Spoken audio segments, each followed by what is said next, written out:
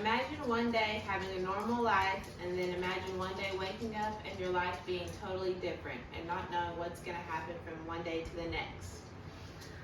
Tanya was a victim of human trafficking. When Tanya was 13, she met Eddie, and he lived in the same apartment complex as her mother and herself in Dallas, Texas. The relationship started off casual until one day Tanya ran away when she was 15 and moved in with Eddie. She was forced into human trafficking and forced to have sexual relations with strangers until May 29th of 2008, when Eddie was finally arrested and sentenced to 12 years in prison.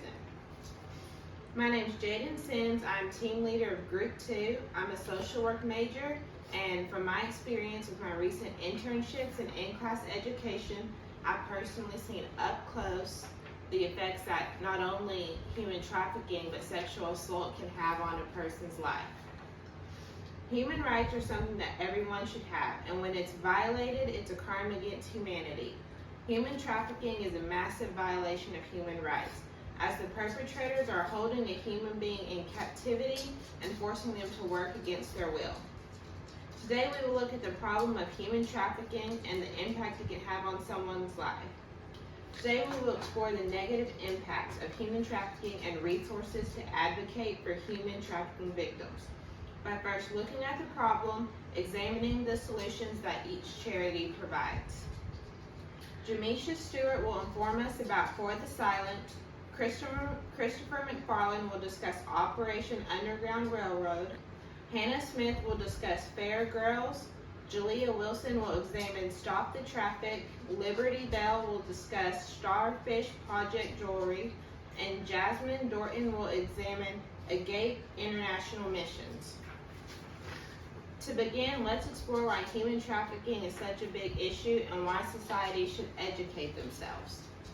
Human trafficking for sexual purposes was first legally recognized by the term white slavery.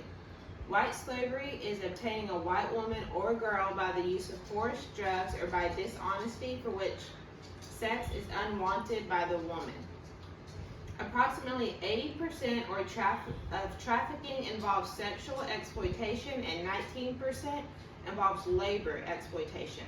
There are approximately 20 to 30 million slaves in the world today. Presently, 4.1 million people are trafficked for forced labor and state-imposed labor force. It is estimated that 20.9 million people are trafficked worldwide. The future of human trafficking is establishing national level task force on trafficking online and supporting existing regional task force with information and capabilities to address the problem of online trafficking. Now that we've examined the history, present, and possible future outcomes of the problem, Jamisha Stewart will give us more information on the For the Silent charity.